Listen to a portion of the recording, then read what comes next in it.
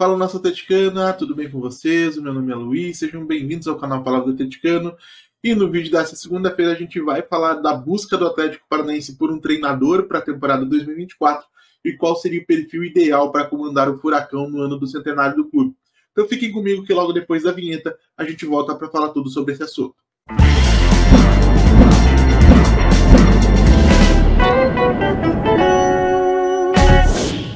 E se você está chegando agora, eu peço que deixe seu like, se inscreva no canal, acione o sininho para receber notificações de cada novo vídeo publicado, compartilhe o conteúdo em redes sociais, grupos de WhatsApp e Telegram sobre o Atlético Paranaense, porque assim você faz com que mais gente conheça o conteúdo produzido por aqui e ajuda a fortalecer esse nosso projeto. Então vamos lá com o assunto do vídeo de hoje.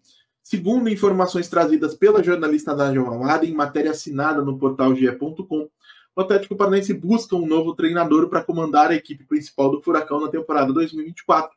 Essa mesma matéria informa também que, por conta da potencial chegada da SAF de alguns investimentos, o Atlético pode esticar a sua capacidade financeira, digamos, para contratar um nome mais respaldado que os últimos que a gente viu no comando da equipe principal do clube. E, além disso, a matéria informa também que o Atlético prioriza o mercado estrangeiro, mas que uma solução caseira não estaria descartada.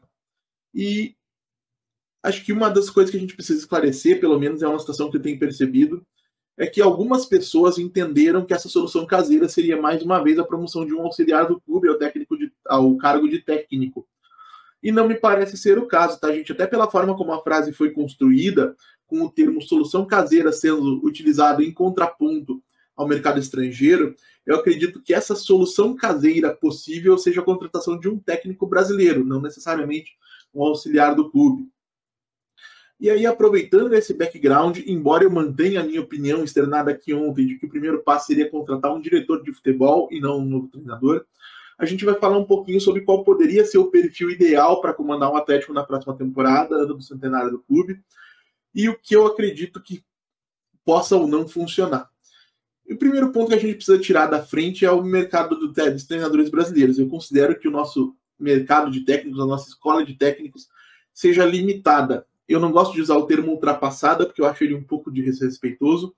Mas, como eu disse aqui ontem, eu acredito que o mercado brasileiro de treinadores se tornou, em dado momento, tão predatório que os técnicos acabaram se tornando todos muito unidimensionais. Trabalho de curto prazo, solidez defensiva, contra-ataque, jogada de bola aérea, bolas paradas.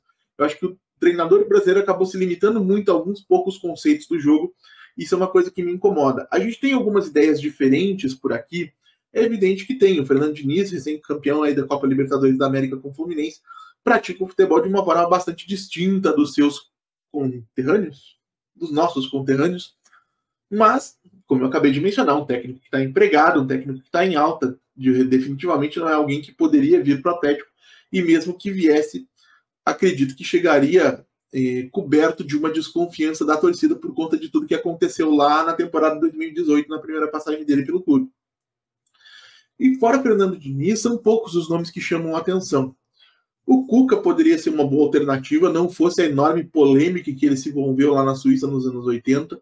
Segundo informações que eu tenho aí de algumas pessoas próximas ao Cuca, o Cuca mesmo não pensa em voltar a trabalhar até ter resolvido a sua situação jurídica lá na Suíça.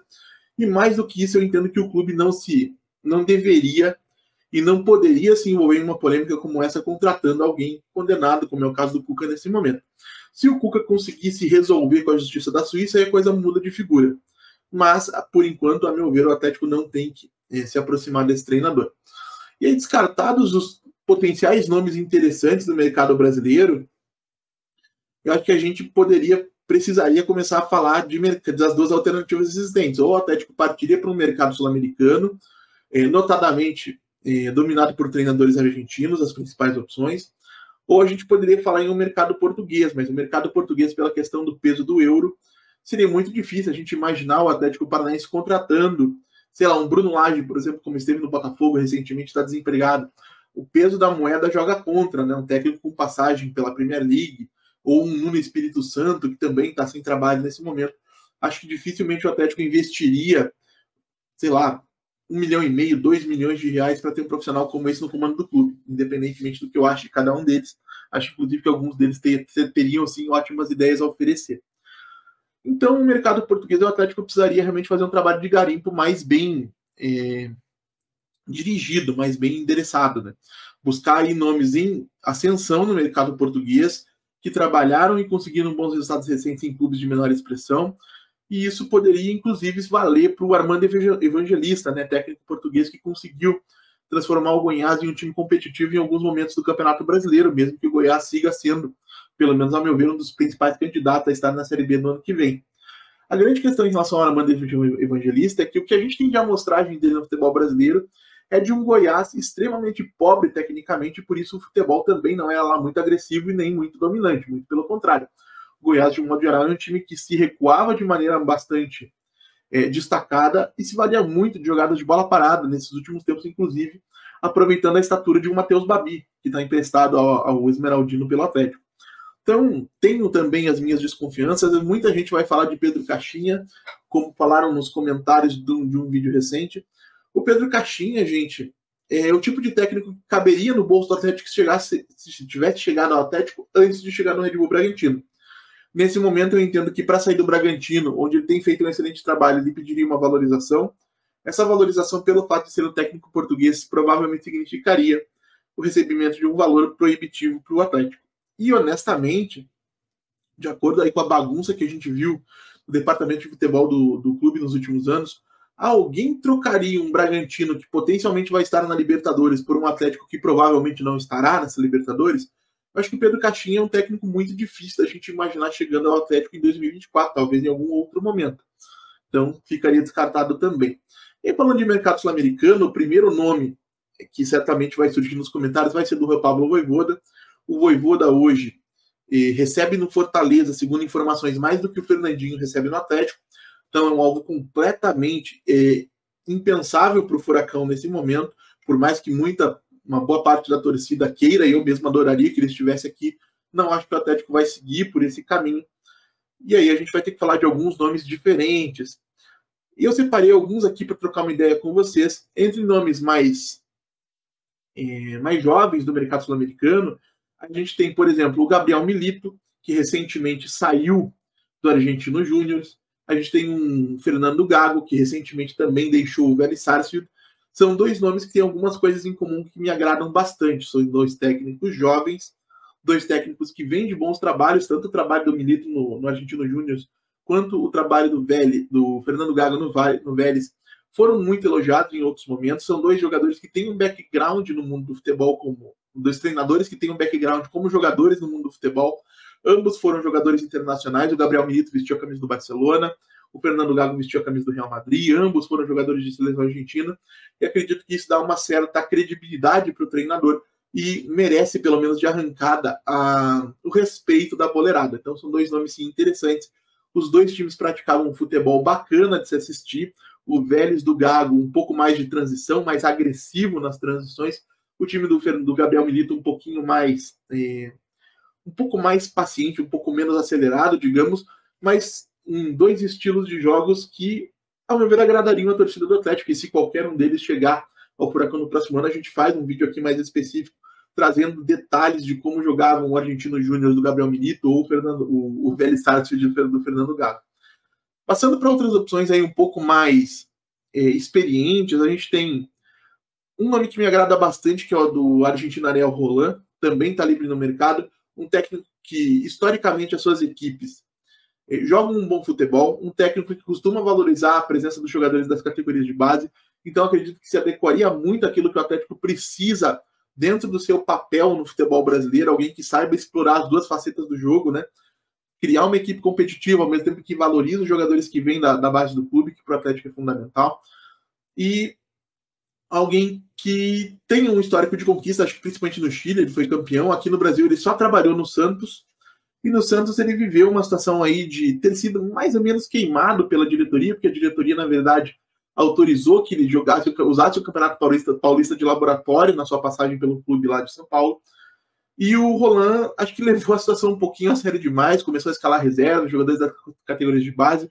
O clube acabou acumulando aí uma sequência de maus resultados que culminou com a demissão do Roland, ou com o pedido de demissão do Roland, se eu estiver enganado, em meio aos protestos da torcida do Santos. Um nome que me agrada menos do que o do Roland é o do Ricardo Gareca. Tá? O Ricardo Gareca ex-técnico da seleção peruana, teve uma passagem curta recente pelo Vélez, extremamente experiente, né, treinador de Copa do Mundo.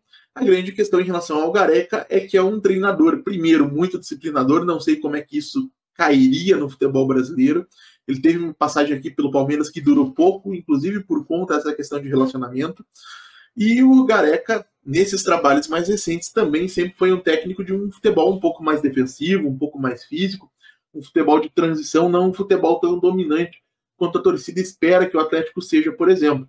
Então o Gareca, além de tudo, traria essa conotação de futebol negativo que já vem pesando bastante na mente do torcedor atleticano desde, vamos falar aí do Filipão, pelo menos, né?